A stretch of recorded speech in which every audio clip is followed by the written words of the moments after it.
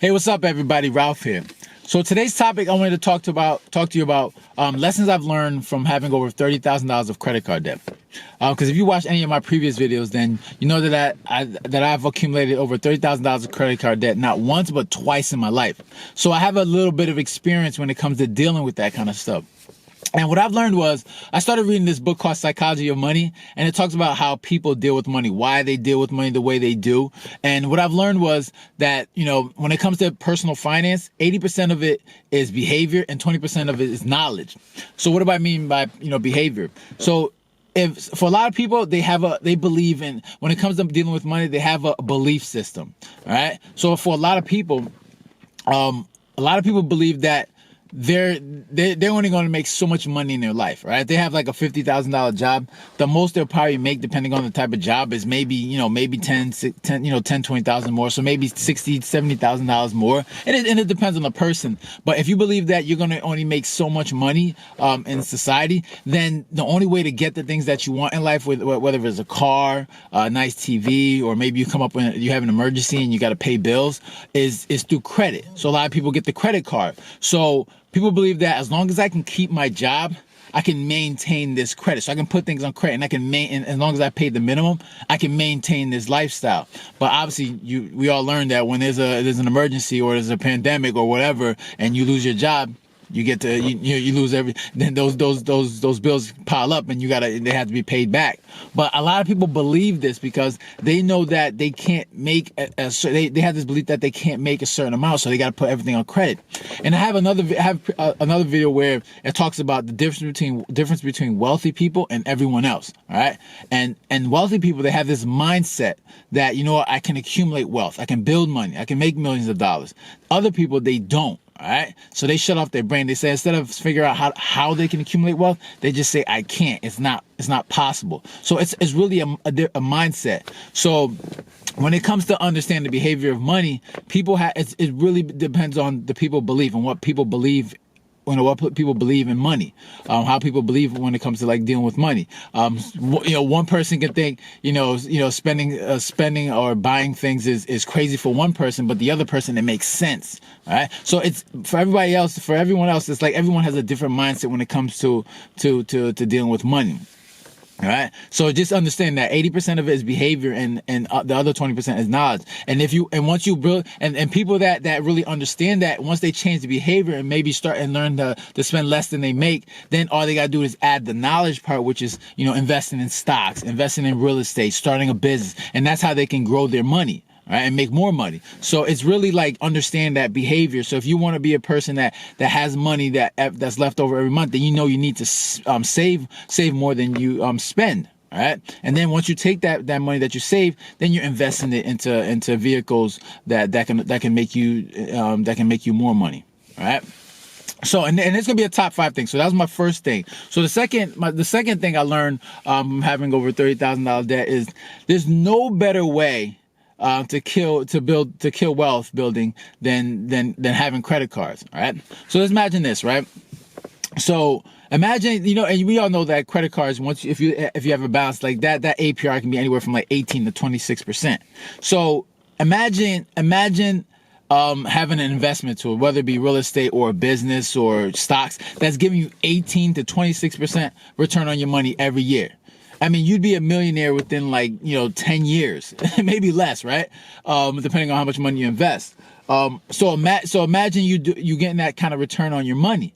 Well, that's what banks and credit cards are doing to you. Every time you leave a balance on your credit card, they're getting 18 to 26% on you. So if you're trying to build wealth, the fact that you have to give 18 to 26% every month to the credit card, you're just killing you're just killing the way in your ability to make money. So if you can pay off that debt, that's basically 18 to 26% return on your money every month that you're getting back, because you don't have to pay that to someone else. All right. So you need to understand that, that's the lesson I learned. Because I can remember paying off $200, $300, $400 a month to these credit cards. And then like, oh, damn, where's my money going? Imagine that I'm taking that money and investing it into the stock market, or investing it into real estate or a business. Like I can get so much more money returned on my dollar. But instead, I'm giving that to someone else. So I learned that, when it comes to wealth building, there's no better way to kill wealth than having to pay interest on a credit card. All right. So that's the thing. You want to make sure that you're smart with your money. So that's for me, that was one of the biggest lessons, is just, the killing wealth is, by paying credit cards every month, paying that minimum balance, you're just spending way too much money. All right. So number 3, all right, when it comes to credit cards, all right, if you can't pay if you have a credit card, if you're thinking about getting a credit card, if you can't pay the balance off every month, then you shouldn't get one. Obviously, in my last point, the interest rates are just so high. You're giving away so much money to the credit card company that you could be keeping for yourself. If you're someone that knows that they can't pay the balance off every month, then you shouldn't be getting it. Trust me, I know you think you may need it, or there's an emergency that comes up, or you want to get nice stuff. So you're like, oh, don't worry, I'll pay. I'll have my job. As long as I got my job, I can make the minimum balance. But see, when there's an emergency, like I spoke about before, that's when, your income stream shuts down. And guess what? Those bills still have to be paid. All right. So and trust me, I was someone that had that. I was like, you know what? I had credit cards. I was like, I would find creative ways to make payments. Like, all right, I can take this money and transfer it over to the other one, paying, 3% fees on the transfer fee. So you have it makes sense to another person outside looking at my situation, like, yo, what the hell are you doing?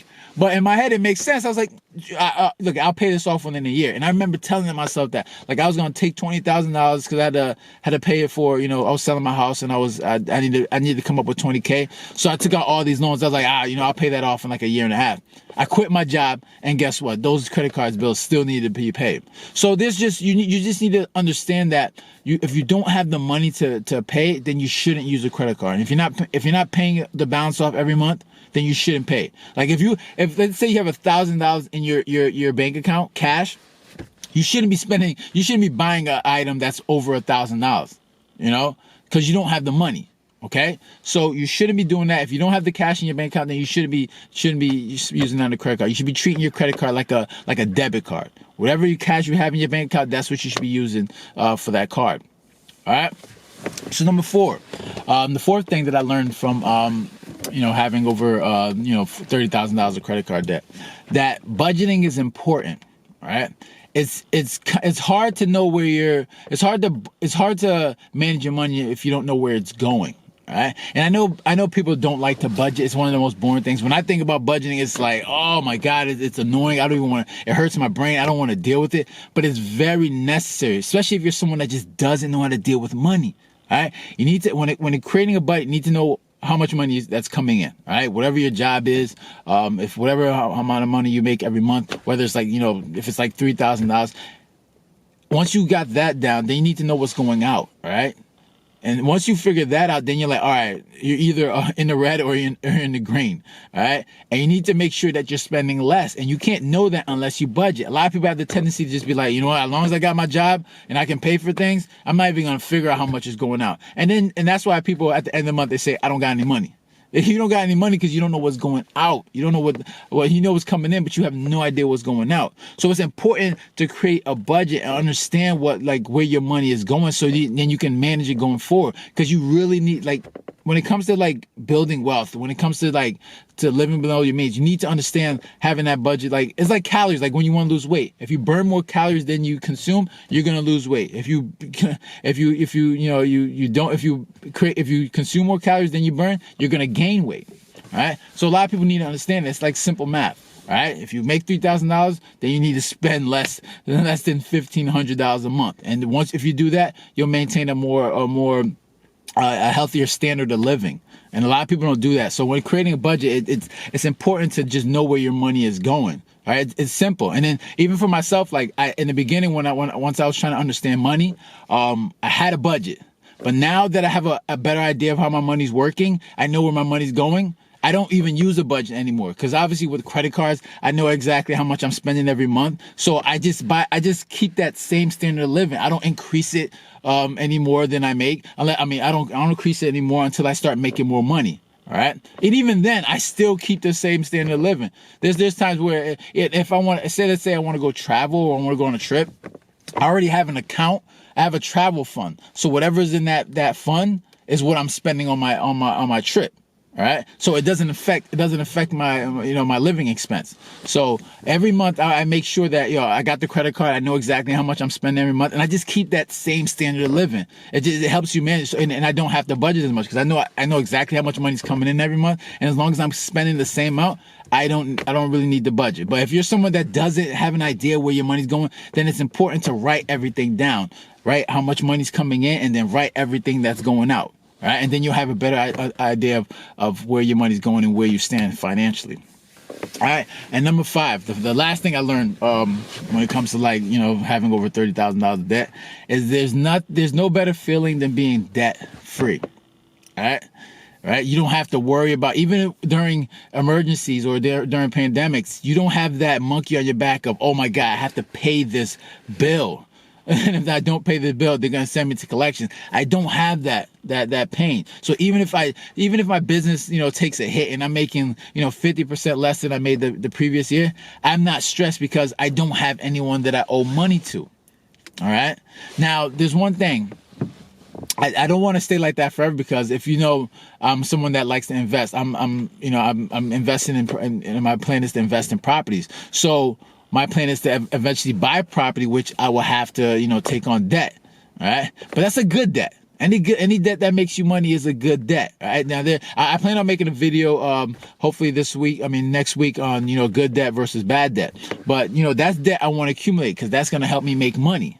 All right. So I don't want to be debt free. Like I know Dave Ramsey, he talks about being debt free, which is a good thing. If you're someone that doesn't know how, that just isn't good with debt, then being debt free is the best way to go. But if you're someone that like the entrepreneur like myself, I want to, build wealth and accumulate more money, then I understand how much you can leverage debt to make more money. So that's a risk that I take, but you got to make sure you're strategic about it. And if you understand money, then you know how to leverage that debt to make, to buy assets and make more money. But yeah, when it comes to being debt free, like there's no better feeling than being debt free. You don't have to worry about anybody being on your back, coming after you, and knowing that you can just live stress free. So if you're someone that's not great with money, then I would, obviously your goal should be, to become debt free. Whether you have student loans or you have credit card debt, obviously you want to make sure you pay that down. Student loan debt, obviously for a lot of people that's a struggle, but it's not as bad as debt as its credit card, because obviously the low interest rate. All right. So those are the 5 lessons I've learned from having over $30,000 of credit card debt. Hopefully it helped you, inspired you to clear off debt and make sure that you want to find ways to create more money and build more money, and hopefully change your mindset when it comes to money, because it's really important to understand that, like, the way you deal with money, it really is the way how you behave. All right. I know a lot of people, we tend to think that, it's, oh, I wish I knew this. But that when you don't have money, you shouldn't be spending money you don't have, right? You already know, you don't need a book to tell you that.